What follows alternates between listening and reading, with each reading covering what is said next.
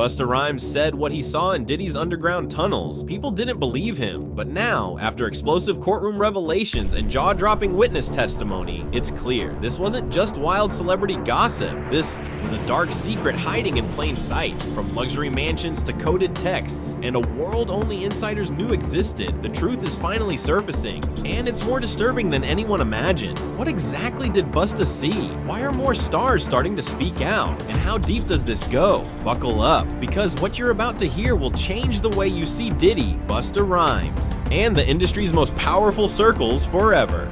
Let's get into it. On the surface, Diddy was living every artist's dream. He wasn't just a rapper, he was a mogul. Fashion lines, reality shows, music empires, red carpets. People saw him as the ultimate success story, the guy who turned talent and hustle into a billion-dollar lifestyle. He threw legendary parties, walked arm in arm with the biggest stars, and always had that magnetic smile that made you think everything he touched turned to gold. And standing next to him, more often than not, was Cassie Ventura. She was the fresh-faced singer with the kind of glow that made you believe in fairy tales. Beautiful, talented, and deeply in love. Or at least, that's what we all thought. Their relationship played out in glossy photos and gossip headlines. Jet-setting vacations, glamorous events, music video cameos, it all looked picture perfect. But now we know that picture was carefully curated, because behind the Instagram posts and industry headlines was a reality no one could have guessed. Cassie wasn't living the dream, she was surviving something far more complicated, far more painful. What we're learning now is that Diddy's private world was tightly controlled, with rules, restrictions, and, according to court testimony, a level of secrecy that went far beyond the usual celebrity privacy. Cassie described a relationship where love quickly turned into control. What started as mentorship became manipulation. What looked like partnership was, in her words, a trap. There were parts of Diddy's life that even those closest to him weren't allowed to see. Secret spaces in his home, alleged underground areas no one talked about out loud, and parties that blurred the line between consent and control, often planned with chilling precision, while fans were cheering for his next hit. Single, Cassie was navigating a world of emotional pressure, isolation, and fear. And that's the thing, this wasn't a sudden shift. It happened slowly. The same charm that made the world fall in love with Diddy also made it hard to believe anything could be wrong. But now, through Cassie's words, the world is seeing that behind the glitz was a much darker truth, one that's only starting to come to light. No one expected the Cassie we once knew, the singer with the soft voice and quiet presence, to be the one who would shake the entire music industry to its core. But when she stepped into that courtroom, something changed. She wasn't just a former partner or a forgotten pop star, she was a survivor with a story the world couldn't ignore anymore. Cassie's testimony didn't just make headlines, it sent shockwaves through Hollywood.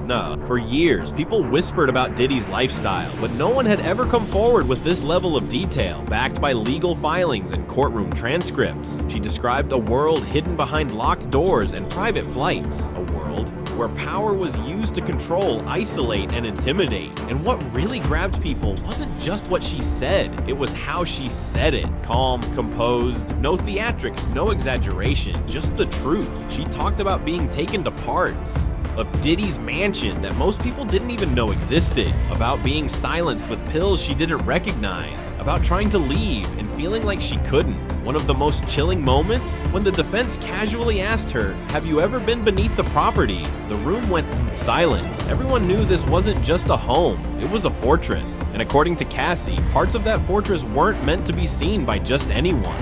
Her answer, just one word, yes, changed everything. Suddenly, rumors that had lived on Reddit threads and conspiracy blogs didn't feel so far-fetched anymore. Her story was detailed, specific, and consistent, right down to the hidden doorways and keypad-locked rooms. It wasn't just about personal pain anymore. It was about a pattern, a system, a calculated way of controlling the people around him, masked behind money, fame, and influence.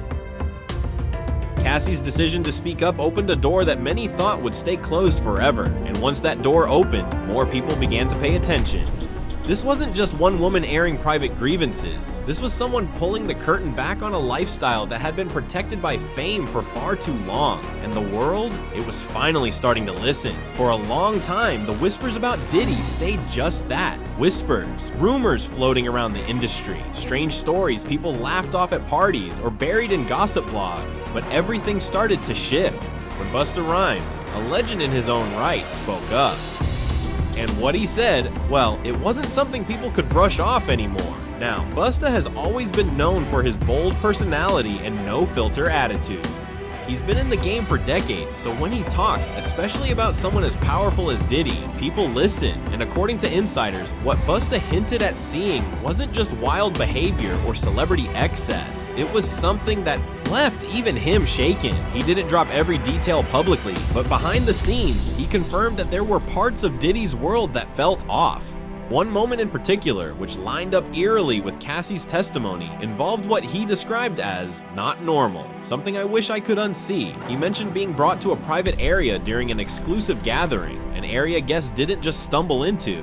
He said it was underground, tight security, cameras everywhere, a place that didn't feel like a room for relaxation. It felt staged, controlled, cold. What made Busta's comments hit even harder was how much they echoed what Cassie later revealed. In court, the tunnel, the red lights, the silence, the people inside who didn't speak. It was no longer just one person's word, it was a pattern. And what's wild is that Busta wasn't the only one who had experienced something strange. He was one of the first major names to even hint at it.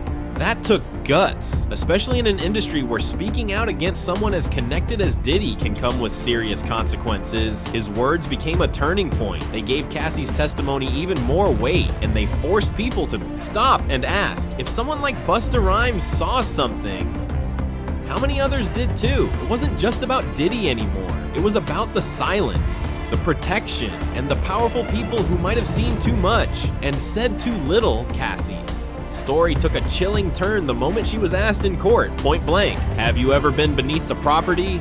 She didn't hesitate. Yes, and with that single word, the courtroom fell silent. What had only been rumored in hushed corners of the internet was suddenly real. The tunnel, long talked about, never confirmed, was no longer just urban legend. It was part of the official record. According to Cassie, access to that tunnel wasn't obvious. It was hidden behind a rug near the pool, leading to a hatch camouflaged with dried leaves. Beneath that hatch, a cold, spiraling staircase that led into an underground maze. This wasn't a basement or a wine cellar. It was something else entirely. The walls were concrete. The lighting was dim and flickering. The air, she said, was thick with a sterile chemical scent that clung to her clothes for hours. And what she described inside was disturbing.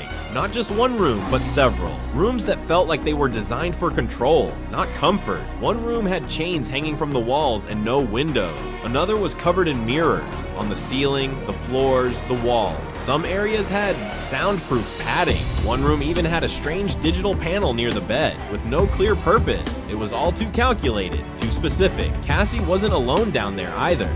She testified that she saw other women, masked, silent, barely moving. She wasn't introduced to them, they were just there. Some sitting quietly, others laying motionless. She didn't know if they were okay, and that's what stayed with her. The fear, the confusion, the feeling that these weren't just parties gone too far. This was something far more structured, far more dangerous. She recounted being left in one of the rooms for 7 days, 1 bottle of water per day, no food, no windows, no idea what time it was or who was watching. She could hear voices through a speaker, Diddy's voice, telling her she had to learn obedience. She said it felt like being erased, like her sense of self was slowly slipping away. There were cameras everywhere, she testified, and everything, every movement, every reaction was watched. She believed it wasn't just about power, it was about documentation, control through surveillance, keeping people quiet because they knew they were being recorded. And when she finally broke, begging to be let out, promising to do whatever he wanted, he opened the door and whispered, "Now you know who you belong to." That moment stayed with her, not just because of the fear, but because she realized how easy it was to become trapped in a relationship, in a system, in a space designed to make you feel like escape isn't possible. What happened in that tunnel wasn't just physical, it was psychological, it was calculated. And for Cassie, it was the beginning of the end of everything she thought she knew. If there's one thing Cassie made painfully clear, it's that control doesn't always start with force. Sometimes it begins with charm, attention, and a promise to protect. That's how it was at first. Diddy positioned himself as the mentor, the gatekeeper, the man who could make her a star. But over time, that mentorship blurred into ownership. And once the lines got crossed, there was no going back. Cassie testified that it started small. He'd text constantly, even when she was just running errands. If she didn't answer quickly enough, the calls would come one after another. If she left the house without his permission, she'd return to tension, or worse, total emotional shutdown. She described it as being trained to always be available, always be on call, and when she wasn't, there were consequences. What made it even harder to escape was how isolated she became. According to her, Diddy slowly cut off her access to the outside world. Friends faded, family visits stopped. He made her feel like no one else cared, that he was the only person who truly had her back. That's how dependency works. It builds in silence. It doesn't look like a cage, but it feels like one. Drugs played a major role too. Cassie said she was regularly given pills. Sometimes she knew what they were, other times she didn't. She said they made her feel foggy, disoriented, compliant. They were presented as a way to relax or have fun, but she began to realize they also made it easier for him to keep her in line. When your memory is blurry and your thoughts are cloudy, it's harder to fight back. It's easier to accept things you normally wouldn't. She also testified that Diddy's team was involved in subtle ways. Assistants who knew when to bring someone in, staff who cleaned up without asking questions, people who looked the other way when things didn't seem right. She said it made her feel like privacy didn't exist, that everything was being monitored, recorded, or managed from behind the scenes. Cassie described a moment when she tried to break free by checking into a wellness retreat, hoping to quietly start over. But Diddy found her. She said he showed up, made a scene, and convinced the staff she was overreacting. The next day, she was back under his watch. It was a turning point for her, realizing that even when she tried to escape, he still had the power to reel her back in. But maybe the most heartbreaking part of her testimony was this: she still loved him. Even after everything, she admitted there was a part of her that held on to hope, that maybe he'd change, that maybe the man she fell for was still in there somewhere. That kind of emotional conflict is what keeps people trapped. Love becomes the very thing that holds you hostage. She said she began to question her own reality. Was she exaggerating things in her mind? Was she being dramatic? Had she imagined the worst parts? That's how emotional control works. It makes you doubt your own memory, your instincts, your worth. Over time, Cassie stopped recognizing herself. She said she looked in the mirror and didn't see the confident artist she once was. Instead, she saw someone who had lost her voice, her agency, and even her identity. And the deeper she got pulled into his world, the harder it became to see a way out. Her story isn't just about trauma. It's about how slow, methodical control can break even the strongest spirit until the day they decide to take that power back. When Busta Rhymes first started speaking up about what he saw inside Diddy's inner circle, people were stunned. Not just because of what he said, but because it was him saying it. Busta isn't a background figure in hip-hop. He's a legend, a force, someone who's been in the game long enough to know how the industry protects its own, especially when it comes to high-powered names like Diddy. So when Busta confirmed that he'd seen things that didn't sit right with him, the industry started paying attention. Because if someone with his stature was willing to pull back the curtain, even a little, it meant there was more to the story than gossip headlines and internet rumors. What made Busta's revelations powerful wasn't just the shock factor, it was the ripple effect. His words added weight to everything that had been whispered about for years. Secret rooms, tightly controlled environments, strange underground setups that didn't feel like part of a normal home, and more importantly, the kind of behavior that made even someone like Busta pause and say, "This isn't okay."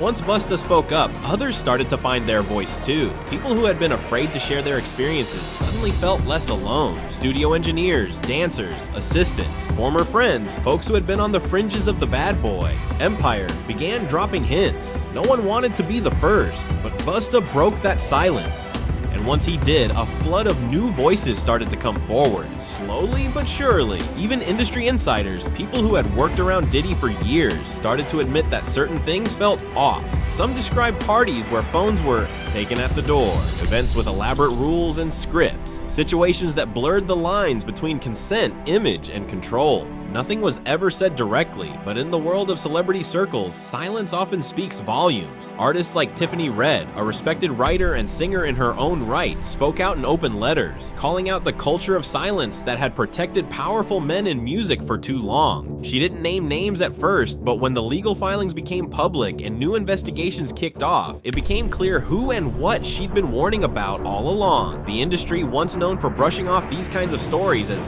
just Hollywood stuff, suddenly found found itself under a spotlight. Labels were reviewing old contracts, lawyers were reaching out to former employees, and fans, millions of them, were starting to connect the dots between the headlines and the harm that had been hiding in plain sight. And here's the thing, this wasn't just about one man's alleged actions, it was about a system that allowed it to go unchecked. The security teams that stayed quiet, the assistants who followed instructions, the executives who looked the other way as long as the money and the image kept flowing. Busta Rhymes didn't just challenge Diddy, he challenged the entire structure, the unspoken rules of protecting fame at all costs. And that's a big deal, because when someone with that much credibility says this is wrong, it forces others to reflect on what they've tolerated, ignored, or enabled. There's also a growing demand for accountability, not just in courtrooms, but in boardrooms. The public wants more than apologies, they want change. Fans are asking questions, podcast hosts are pulling up receipts, investigative journalists are digging deeper, and slowly the culture of silence is starting to crack.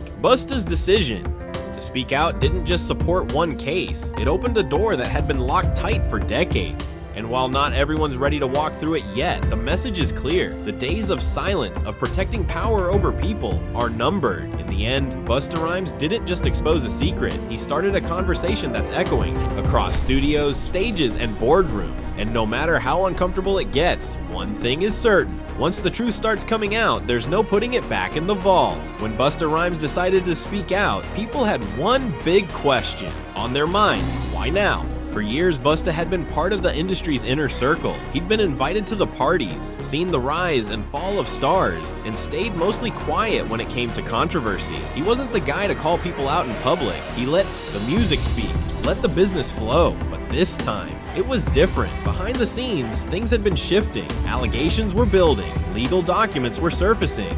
Then the turning point, the court testimony that laid out a story most people weren't ready to hear. Suddenly, what had been dismissed as rumors became documented, credible claims, and Busta Rhymes couldn't ignore it anymore. According to people close to him, Busta didn't come forward for headlines or drama. He wasn't chasing clout, he was stepping up because he realized the silence was part of the problem. He'd seen things that didn't sit right with him for years. At the time, maybe he brushed them off. Maybe he convinced himself that what he saw was just part of the lifestyle.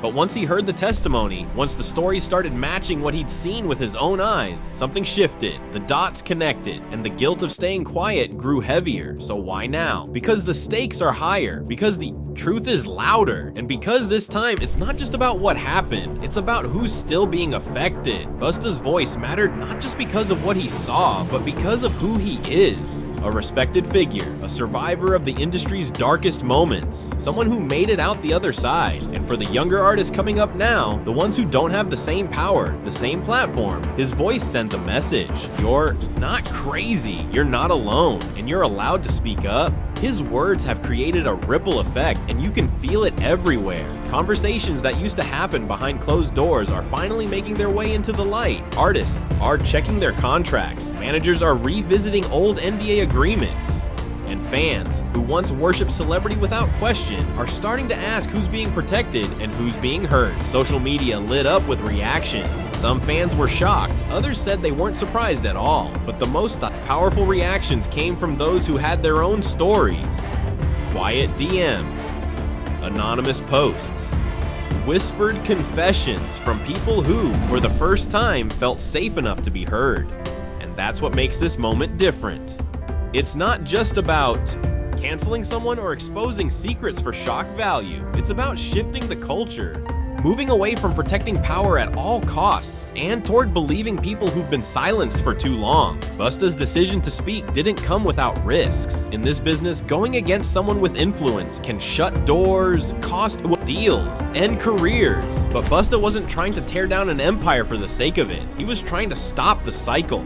He said enough is enough, and by doing that, he gave others permission to do the same. He hasn't shared every detail. He hasn't told the world everything he knows, but what he has said is enough to spark a fire that's now spreading beyond music, into fashion, television, even politics. Because once you start asking tough questions in one industry, it doesn't take long before people start looking everywhere. In the end, Busta's closing words weren't loud or dramatic. They were simple, direct. People need to know truth, not just the pretty version. And maybe that's what this all comes down to. We've had years of polished images and carefully curated narratives, but now the truth is breaking through. Raw, imperfect, unfiltered. Busta Rhymes didn't have to speak up, but he did. And that choice, one artist using his voice to stand up for what's right, has made all the difference. Because once the silence is broken, there's no going back. So now, the truth is out there. Busta Rhymes broke the silence, and in doing it, so he didn't just expose a dark chapter in one man's legacy, he gave a voice to countless others still afraid to speak.